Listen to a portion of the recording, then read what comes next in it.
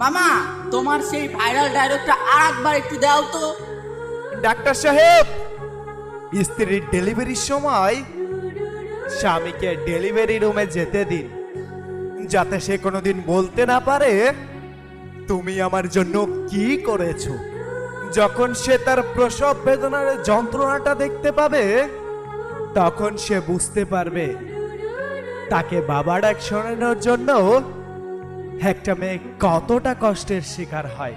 যে স্ত্রী মৃত্যুর সাথে লড়াই করে তোমাকে বাবা ডাক শোনানোর জন্য এতটা কষ্টের সম্মুখীন হয়, তাকে কষ্ট দেওয়ার অধিকার তোমার নাই।